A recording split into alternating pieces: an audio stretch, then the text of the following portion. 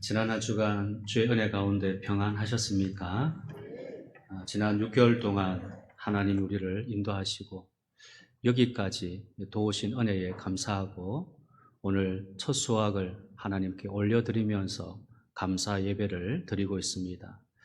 우리 모든 일생 가운데 세밀한 손길로 늘 도우심으로 고난 많은 또 역경 많은 세상 가운데서도 우리 머리털 하나 상하지 아니하고 주님 지켜주신 것을 기뻐하고 오늘 하나님 앞에 큰 영광으로 예배 드릴 때에 그 어느 시간보다도 가장 귀하고 또 기쁨이 충만한 예배 되어지기를 주님의 이름으로 축복합니다. 아멘.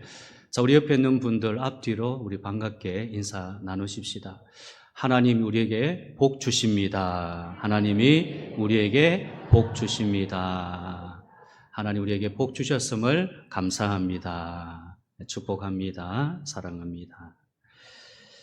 오늘 출애굽기 23장 14절부터 16절 말씀 본문으로 맥추절을 지키라 구절에 있는 말씀을 가지고 함께 말씀의 은혜를 나누려고 합니다. 여러분, 구약에서 나타난 절기는 하나님께서 정하신 때를 의미하고 다 함께 모여 하나님께 예배를 드리는 축제입니다. 이처럼 구약의 절기는 하나님에 의해서 하나님이 제정하신 것으로 성도에게 중요한 의미가 있습니다. 맥추절을 지키라. 이 맥추절은요, 유월절, 초막절과 더불어 구약의 3대 절기 가운데 하나죠. 구약의 맥추절을 칠칠절, 오순절, 초실절 다양하게 불립니다.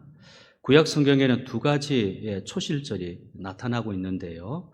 자, 그림 한번 보여주실까요? 화면 그림 보면, 첫 번째 초실절은 무교절 다음 날에 드리는 초실절이며, 두 번째 초실절은요, 첫 번째 초실절로부터 50일째 되는 날이죠. 그래서 칠칠절, 맥추절, 오순절이라고 합니다.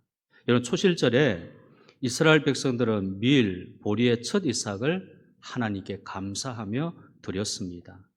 첫 번째 초실절은요, 히브리어로 욤 하비쿠림입니다. 욤이라는 말은 날이라는 뜻이지요. 그래서 욤 하비쿠림인데 이 단어는 오기로 한 약속을 의미합니다. 욤 하비쿠림, 오기로 한 약속. 자, 예수님께서는요, 첫 번째 초실절에 부활하셨습니다. 그러므로 예수님은 초실절의 주인공이시며 오시기로 하신 약속의 첫 열매가 되십니다. 두 번째 초실절인 맥추절은 예수님께서 부활하신 후에 50일째 되는 날로서 신약의 오순절, 그러니까 펜타코스트이죠. 이 오순절, 구약의 맥추절 아래 예수 그리스도께서 보혜사 성령을 통해서 많은 영혼을 구원하고 교회가 세워지는 역사가 일어났습니다. 그러므로 이런 초실절은 잠자는 자의 첫 열매가 되신 예수님의 부활의 모형이며, 늦은 초실절인 맥추절은 신약의 오순절은요, 성령 강림을 통한 구원을 받은 성도와 교회를 상징하는 것입니다. 자, 이 두 가지를 여러분이 기억을 하고 계시면 됩니다. 첫 번째 초실절, 두 번째 초실절. 첫 번째 초실절은 예수님의 부활, 첫 열매가 되신 예수님 부활을 상징하는 것. 늦은 초실절인 오늘 우리가 드리는 이 맥추절은 성령 강림을 통한 구원받은 우리 성도와 교회를 상징하는 것이다라는 것입니다. 자, 이와 같이 맥추절은 다음 화면요. 맥추절은요, 그렇죠? 성령의 역사하심을 통해 열매 맺는 절기이다. 오늘 우리가 하나님 앞에 드리는 이 맥추절은 구약의 어떤 지나간 어떤 구약 이스라엘 백성들이 지녔던 그런 어떤 절기로서의 어떤 차원이 아니라 성령의 역사심을 통해서 열매 맺는 절기가 바로 오늘 우리가 드리는 맥추 신약 시대의 감사절이 됩니다. 그러므로 오늘날에도 성령께서는 교회 위에 역사하고 계십니다. 그렇다면 오순절 맥추절에 교회에 나타나는 성령의 열매는 무엇일까요? 오늘 세 가지 열매를 살펴보려고 합니다. 첫째는 성령은 변화의 열매를 맺게 하십니다. 변화의 열매를 맺게 하신 분이 성령님이십니다.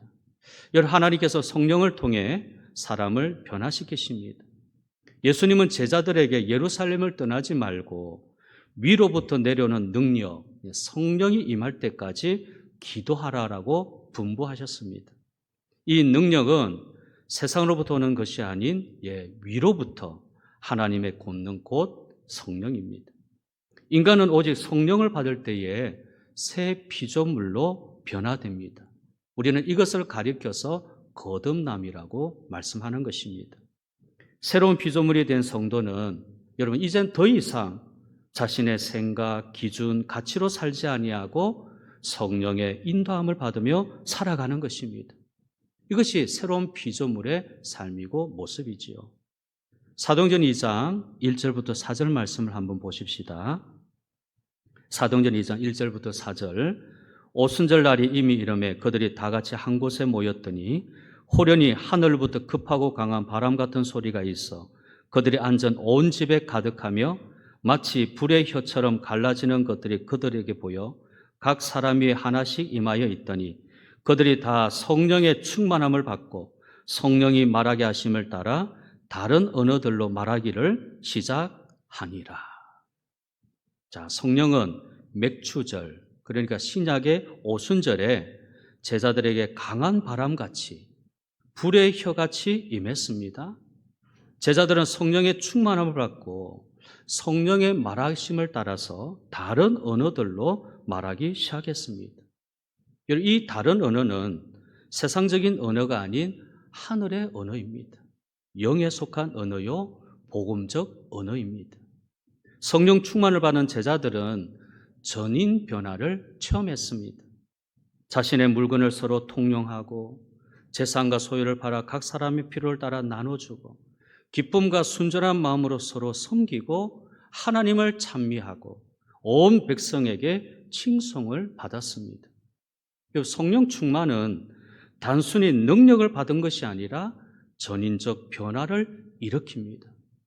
우리의 인격이 변화되어지고 우리의 삶의 모습이 변화되어집니다. 우리의 말이 변화가 되어지고 우리의 생각이 변화되어지는 전익적 변화, 곧 성령의 충만함이 임하는 것입니다. 여러분, 성령은 인격의 영이시죠. 성령은 단순한 힘이나 능력이 아닌 아버지와 아들과 같이 인격의 영이십니다. 성령께서 진자의 속사람 가운데 역사하십니다. 그러므로 성도는 더 이상 겉사람을 따라 살아가지 않습니다. 속사람은 성령의 인도하심을 받기를 원합니다. 사도 바울은 모든 성도들의 이 속사람의 능력이 강건해지기를 간절히 하나님 앞에 기도했습니다. 에베소서 3장 14절입니다. 이러므로 내가 하늘과 땅에 있는 각 족속에게 이름을 주신 아버지 앞에 무릎을 꿇고 비노니 그의 영광의 풍성함을 따라 그의 성령으로 말미암아 너희 속사람을 능력으로 강건하게 하시오며. 바울이 얼마나 간절히 기도했는지 모릅니다. 우리 그 사람이 잘 되고 그 사람이 뭔가 이렇게 화려하게 변화되어지는 그런 것이 아니라 성령이 강력하게 임재하고 충만히 임했을 때에 우리의 속 사람이 얼마나 하나님 앞에 강건해지느냐. 바울의 간절한 기도 제목이죠. 그래서 모든 성도들의 속 사람의 이 능력이 강건해지기를 이와 같이 간절히 기도하고 나아가는 것입니다. 그러므로 성령의 인격의 영이야말로 신약 성경 전체에서 변화된 그리스도의 삶의 핵심이라는 것입니다. 우리가 왜 변화된 삶을 사는 것입니까? 우리의 모든 삶이 왜 변화가 되어집니까? 성령이 인격의 영이시기 때문에 그렇습니다.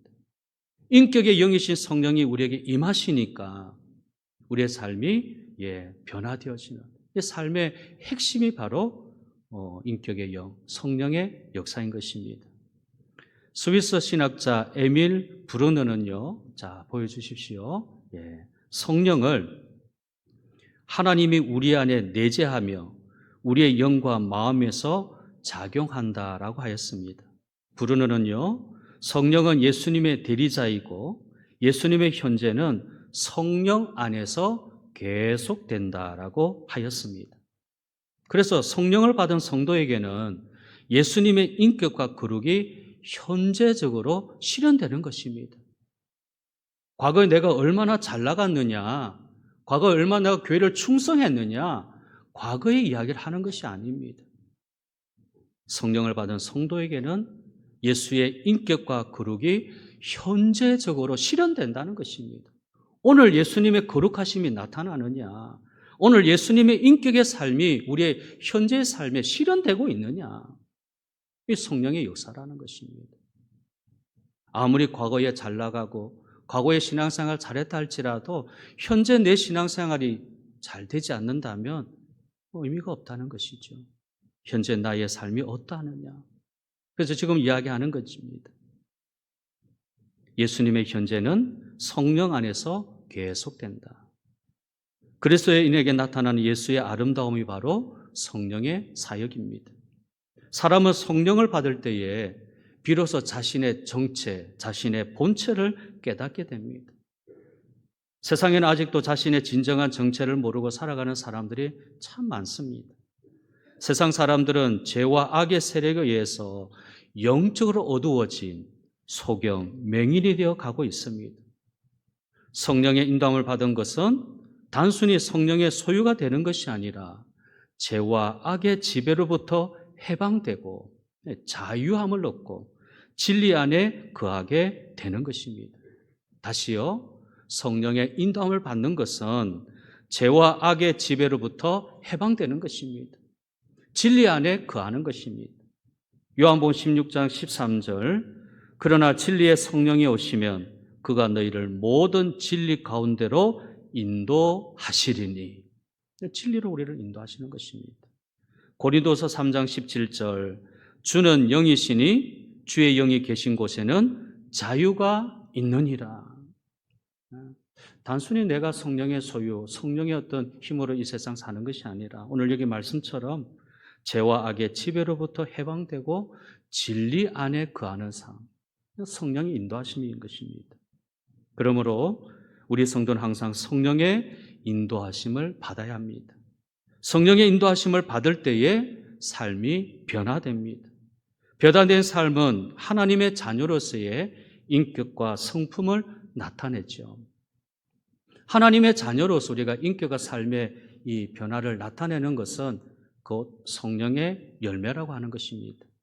갈라디아서 5장 22절에 오직 성령의 열매는 사랑과 희락과 화평과 오래 참음과 자비와 양성과 충성과 온유와 절제니 이 같은 것을 금지할 법이 없다. 성령의 열매, 곧 하나님의 자녀의 인격과 성품, 이와 같은 9가지 열매가 맺어지는 것입니다. 이어지는 24절에 그래서 예수의 사람들은 육체와 함께 그 정욕과 탐심을 십자가에 못 박았느니라. 만일 우리가 성령으로 살면 또한 성령으로 행할지니 헛된 영광을 구하여 서로 노엽게 하거나 서로 투기하지 말지니라.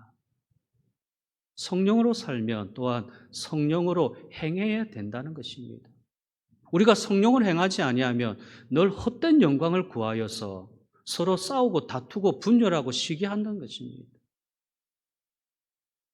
여러분은 성령의 열매를 맺고 있습니까?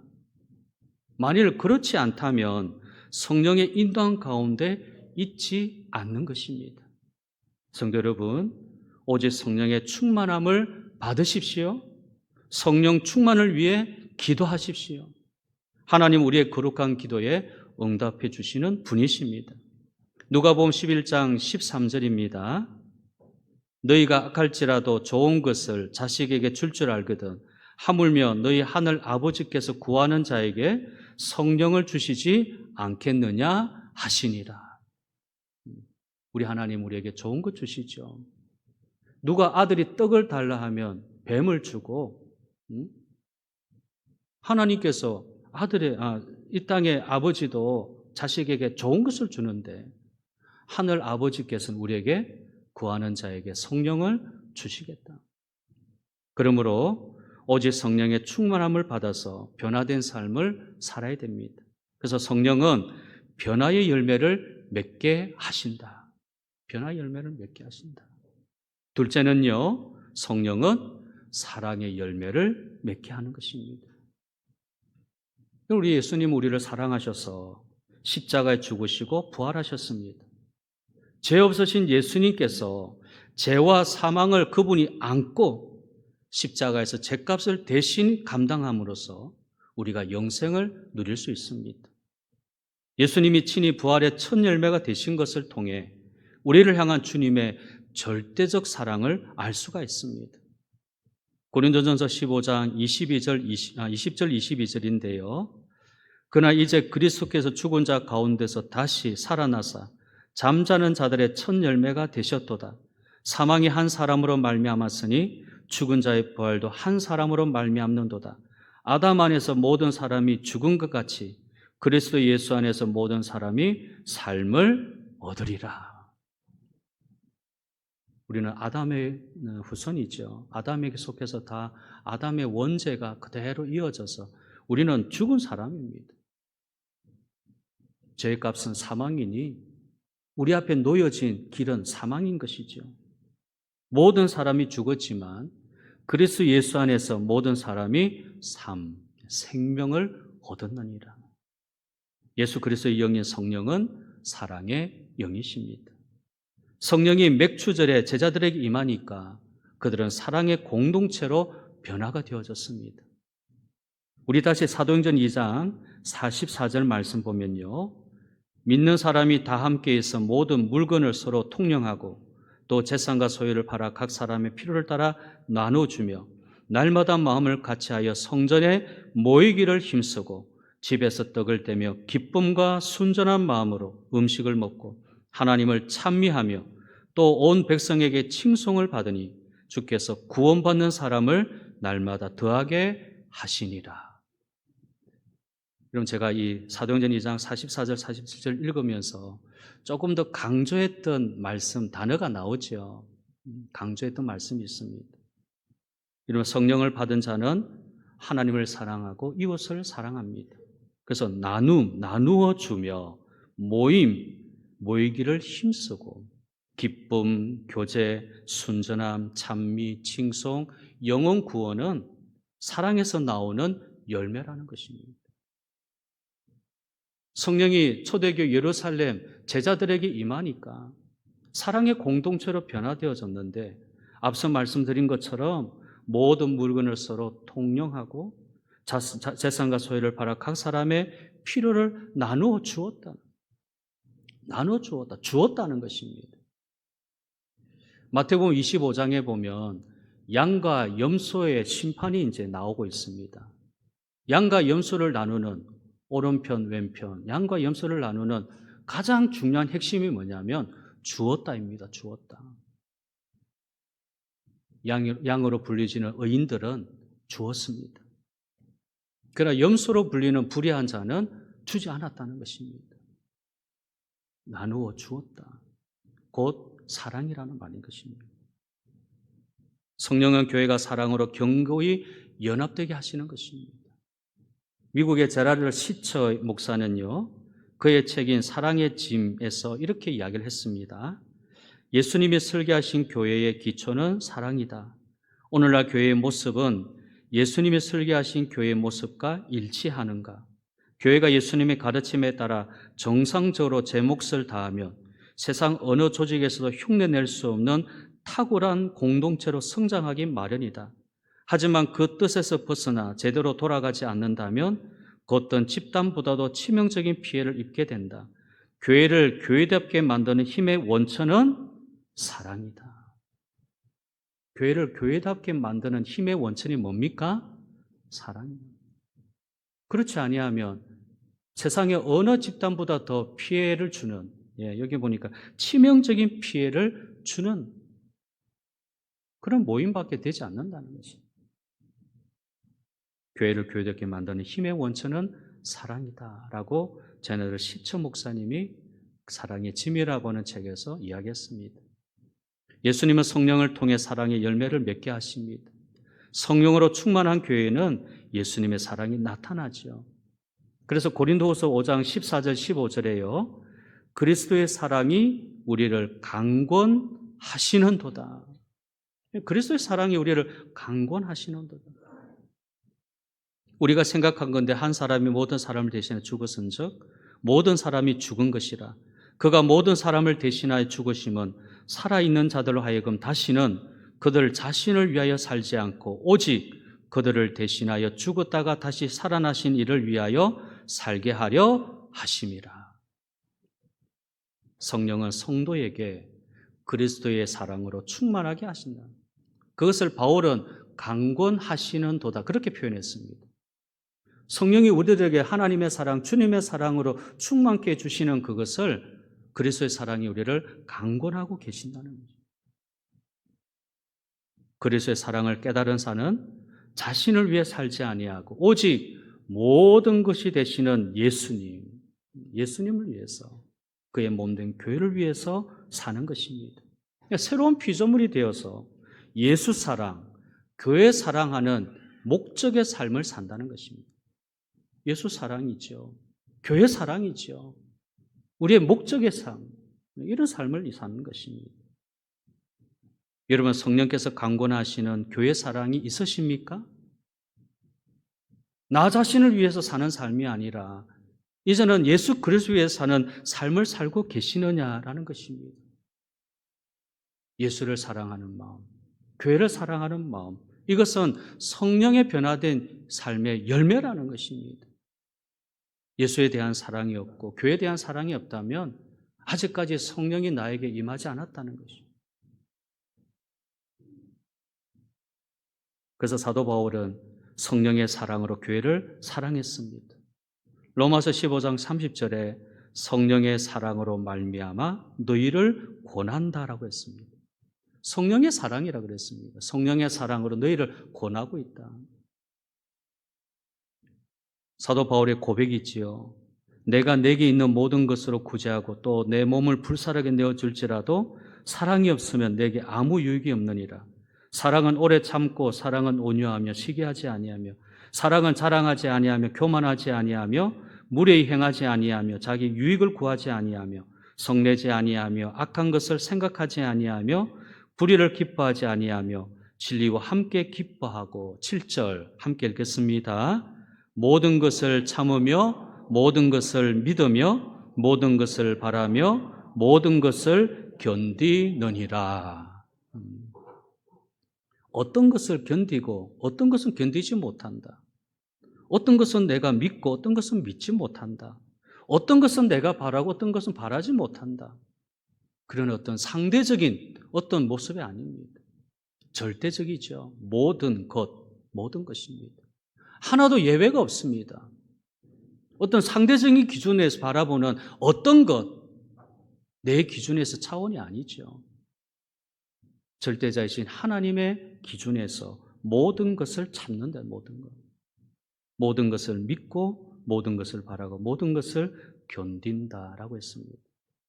여러분, 사랑이 없으면 아무것도 아닙니다. 사랑하면 오래 참고 온유, 자비, 겸손, 공손, 화평, 선함, 의, 진리, 믿음, 소망, 인내의 열매가 나타나는 것입니다. 고린도 교회 성도들은 은사를 자랑했습니다. 얼마나 그 은사에 대한 자부심이 있고 자랑을 했든지 서로 다툴 정도로 서로 자랑했다는 것입니다. 자기가 가진 은사를 그렇게 자랑했습니다. 서로 싸울 정도죠. 다툴 정도죠. 내 은사가 더 좋은 거다. 내가 가지고 있는 은사가 더 필요한 거야. 다른 사람의 은사는 아무 의미가 없었습니다. 서로 싸우는 겁니다. 분열되어졌습니다. 그래서 사도 바울은 예언도 폐하고 방언도 그치고 모든 은사는 없어질 것이다. 오직 영구적인 사랑의 은사만이 남을 것이다. 그래서 항상 있을 것인데 그 중에 제일은 사랑이랍니다. 다 없어질 겁니다. 여러분이 하고 있는 모든 성령의 은사들, 예언, 방언, 봉사, 여러 가지 이런 은사들은 다 폐하고 그치기. 그러나 사랑의 은사는 영구적이라고 강조하였습니다. 성령으로 거듭난 신앙생활의 핵심은 사랑이라는 거죠. 여러분, 기도를 많이 하는데 성경을 많이 읽는데 사랑이 없다면 그것은 잘못된 것입니다. 아무리 내가 기도 많이 하고 아무리 말씀 많이 알고 있어도 내 안에 사랑이 없으면 잘못된 신앙이죠. 사랑은 모든 초자연적인 은사와 지식을 능가하는 천국 백성의 핵심입니다. 성령이 충만하면 사도 바울이 고백한 고린도전서 13장의 사랑이 우리 교회 안에 충만하게 됩니다. 사랑하는 여러분, 사도 바울을 본받아서 성령의 사람으로 교회를 사랑하는 삶을 살아가십시다. 그럴 때 교회는 진정한 하나님 나라를 경험하는 사랑의 공동체가 될 것입니다. 마지막 세 번째로 성령은 사명의 열매를 맺게 하십니다. 사명의 열매를 맺게 하시는 겁니다. 이런 교회는 성령으로 세워집니다. 성령은 교회에 사명을 줍니다. 사명은 우리 교육자, 목회자에게만 있는 것이 아닙니다.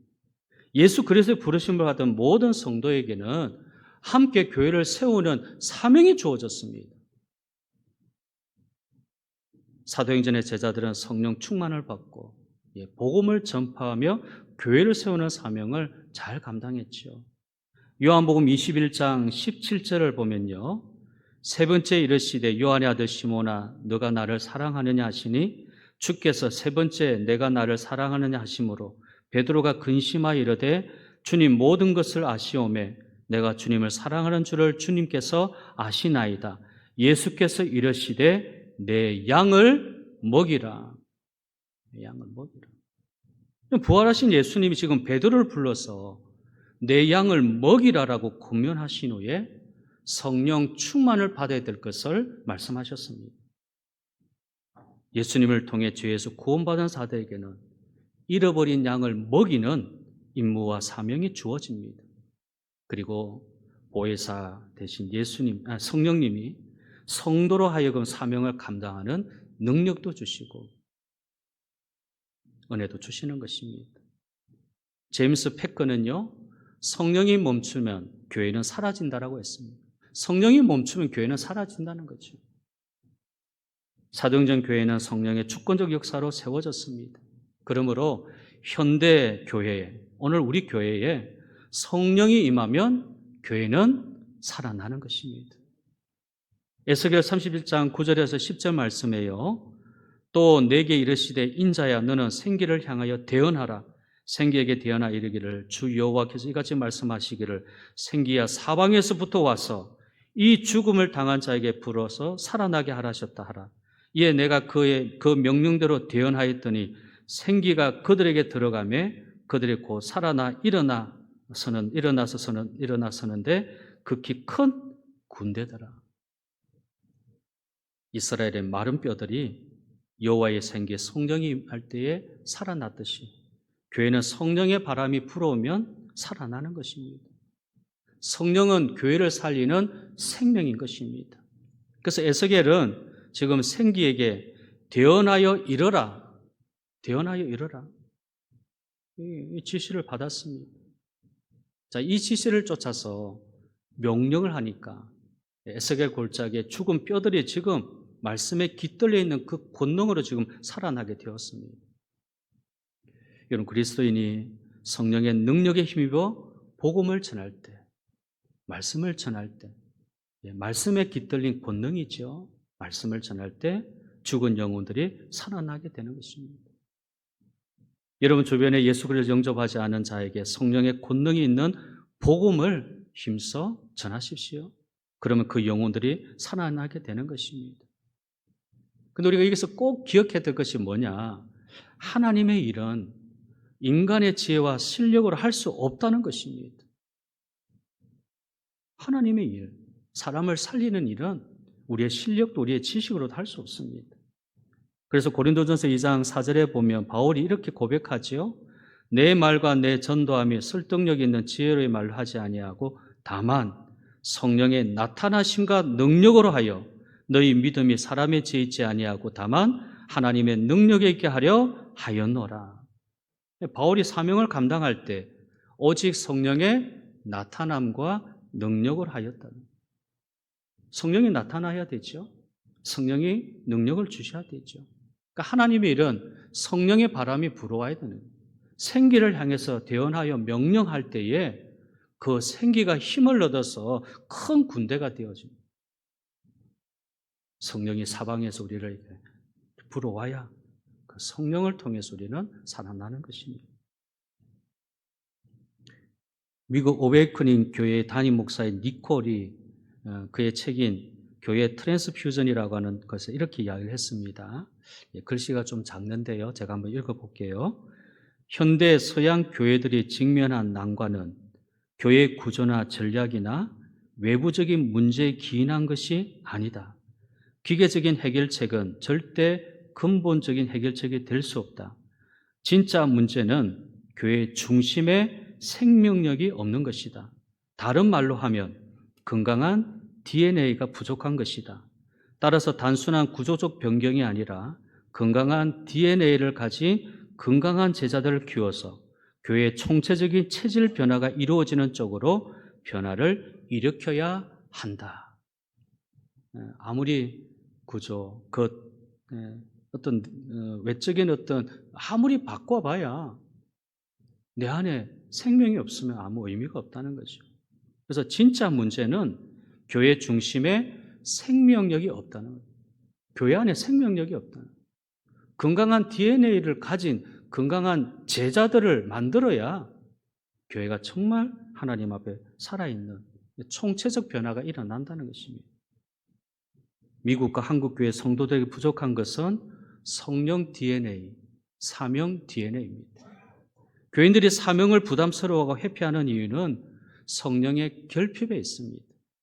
그래서 교회는 사명 DNA 회복을 위한 성령의 임재 장소가 돼야 됩니다.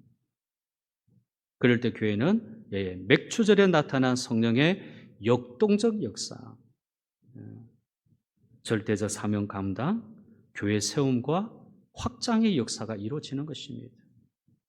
이런 만약에 우리 몸 안에 돌연변이 DNA가 있다라면 여러분 건강을 잃어버릴 겁니다.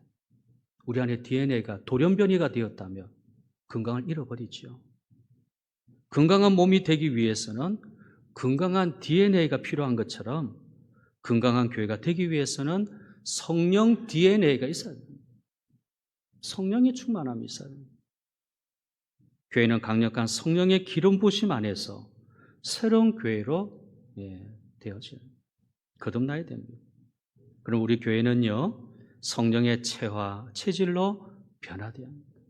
성도는 성령의 임재를 환영해야 되는 것입니다. 성령의 음성을 듣고 그 뜻을 따르는 것이 최고의 교회 가치가 되어야 하는 것입니다. 이런 교회는 전통적 교회, 고립적 교회에서 벗어나서 성령이 역사하신 교회로 체질 변화가 되어야 되는 것입니다.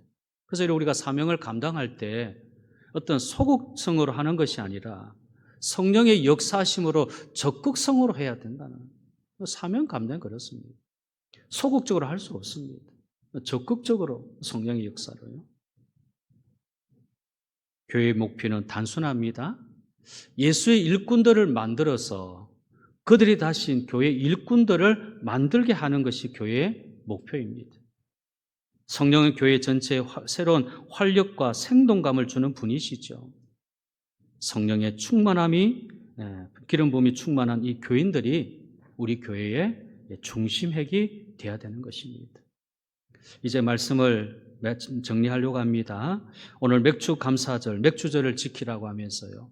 맥주절의 신약적 의미, 오늘 이 시대에 맥주절이 갖고 있는 이 의미를 한번 살펴보았습니다. 성령이 오신 날이고 성령으로 거듭나게 만든 날이고 성령으로 교회가 시작되게 하신 모든 믿는 자에게 사명을 주신 날이 바로 맥주절인 것입니다. 감사하고 끝날 일이 아니라는 것이죠. 우리 교회가 첫 예루살렘 교회처럼 그리고 성령 받은 120명의 이 성도들처럼 성령을 기대하고 기도하고 성령으로 이제 하반기, 이 한해 나머지 하반기도 그렇게 우리가 출발해 나가야 될 것입니다. 그러므로 성령이 역사하시는 교회가 되기 위해서 성령을 간절하게 갈망하는 우리 교회, 우리 성도 되기를 주님의 이름으로 축복합니다. 성령의 오순절 성령의 열매를 맺는다는 것, 오늘 세 가지 말씀드렸습니다. 첫째는요, 변화의 열매를 맺게 한다. 둘째는요, 사랑의 열매를 맺는 것이고, 셋째는 사명의 열매를 맺는 것입니다. 변화와 사랑과 사명, 이러한 열매를 통해서 진정한 맥추절의 감사가 우리에게 일어나고, 이러한 믿음의 좋은 일들이 우리 자녀들에게도 그대로 전수되어지는 은혜가 있기를 주님의 이름으로 축복합니다.